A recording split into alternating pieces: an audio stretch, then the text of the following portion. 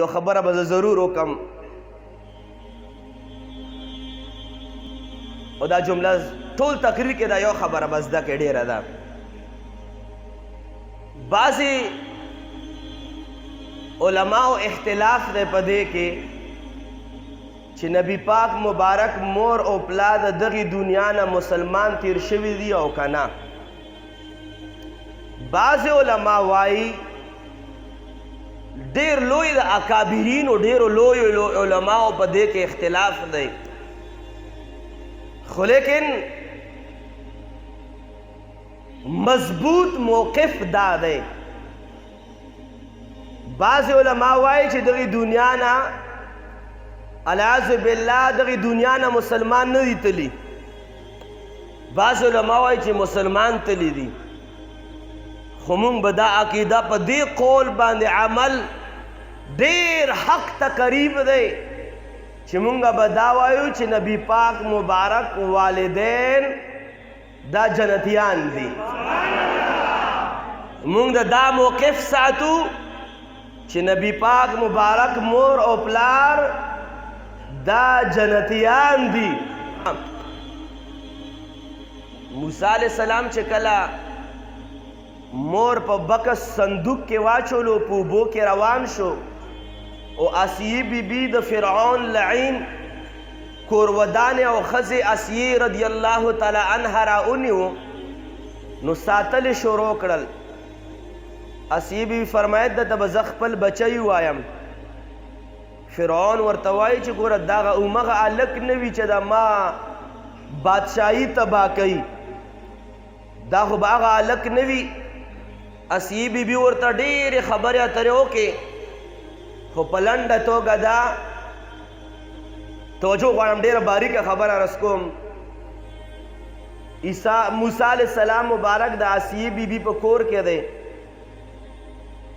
ژاړي ماشوم دی، ژاړي ژاړي ژاړي. یو څیز ورکوه ماشوم دی نه خوري، بل څیز ورکوه نه خوري. یو ښځه ورته راوسته چې چا په بدن کې پی و هغې لی ورکو، زنانه هغې ښځې وینځې پیو ته واچولو، مخ به موسی علیه السلام اړولو. بلې لی به ورکو چې ته پی وله ورکه، هغې نه به مخ اړولو. دنیا ښځې ورته راوستې چې پی ورکولې، یو نه یې پی نسکل. خورې ورپسې وایي موسی علیه السلام قرآن کریم ټوله واقعه ذکر کړې ده.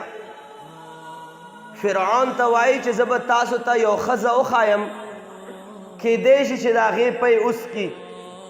ورته وایي چې څوک دی؟ زه به یې درله راولم، خو په دې شرط باندې چې پیسې به م وله ورکوئ، اجرت فیس به م وله ورکوئ د پی ورکولو. چې بلکل راوله. د موسی علیه السلام خور ډایرکټ لاړه موسی علیه السلام مور له، مور یې وله راوسته. چې کله یې وکتل قرآن کریم ټول واقعه ذکر کړې ده. موسی علیه السلام مبارک مور خپل سینې ته واچولو، پی شروع کړل، پی شروع کړل، پی څکلې شروع کړل. بس دا روټین جوړ شو چې دومره پیسې به درکو او دغې ماشوم له پی ورکوه.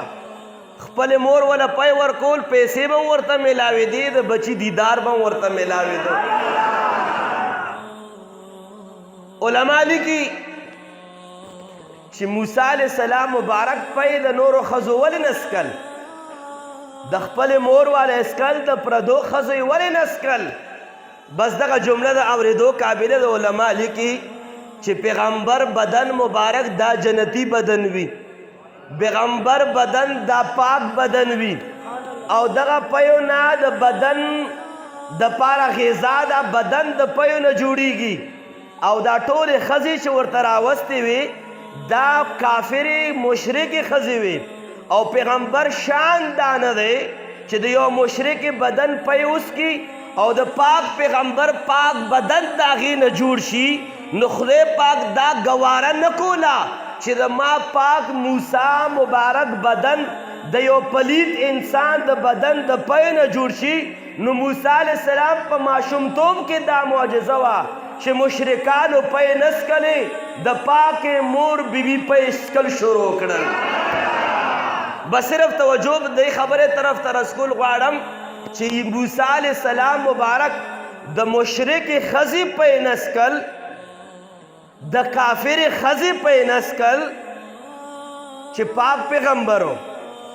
بس دې ځای کې صرف سوال دا دی، سوال یا نشان دا دی چې نبی پاک مور کچر یو 2 سیکنډو د پارا غیر مسلمه ثابت کو، د نبی پاک مبارک پلار مبارک یو 2 سیکنډو د پارا غیر مسلمه ورته وایو. سوال دا دی چې العاذ بالله د ګنده اوبونه به نبی پاک مبارک څنګه پیدا کیږي؟ بیا به نبی پاک مبارک العاذ بالله په نجس، انما المشرکون نجس، مشرکان قرآن فرمائی دا نجس او پلید تی. کچر مور بی بی غیر مسلم وا نو نبی پاک مبارک دومره پاکه هستی به 9 میاشتې څنګه خېټه کې پاتې کېدی؟ څنګه به نبی پاک مبارک العاذ بالله ثم العاذ بالله د داسې بدنونه پیدا کېدی؟ دا هیڅ کله مناسب نه دی، بلکې موږ به دا وایو چې نبی پاک مبارک د جنتیانو سردار دی او نبی پاک والدین د ټولو مابعد د جنتیانو سرداران دي. غرض مدا دی داسې یو خبره مینس کې راله، خو موږ به دا موقف ساتو چې د حضور نبی پاک مبارک والدین مبارک دا جنتیان دي، چې نبی پاک مبارک باندې ایمان راوړو باندې په نسبت سره. توجه به غواړم حضرت انس رضی الله تعالی عنه مازیګر کې ماشومانو سره لوبو د پاره تلو. نبی پاک مبارک خادمو ماشومان ولراله خصائص کبرا لیکي، ماشومان ولراله چې راځي انس مازیګرې د چکر لزو لوب مو بولا ماشومو بهر تلو. دوستانو توایج لږ صبر وکئ، د نبی پاک مبارک صادر مبارک درستخان مبارک زوینځل غواړم. مازیګری کې روټۍ د پاره تنور لګېدلی و. انس رضی الله تعالی عنه مبارک رالو او د حضرت رسول الله صلی الله علیه وعلى آله وصحبه وسلم درستخان تنور ته گزار کو. دوستان ورته وایي چې دا ته وینځل غواړې او که دا سوځول غواړې؟ ورته فرمایي زه وینځل غواړم. ته فرمایي چې وینځل په اوبو باندې کېږي که په تنور کې په اور باندې کېږي؟ حضرت انس رضی الله تعالی عنہ ورته فرمایي چې زه په اور باندې ځکه کوم چې نبی پاک مبارک د ګوتو پورې دا درستخان ټچ شوی دی، او کم شی چې نبی پاک د بدن سره ټچ شي هغه باندې دی دنیا اورم حرام دی، د آخرت اورم حرام دی. چې درستخان د نبی پاک مبارک پورې ټچ شو هغه ته به اور نه ملاویږي.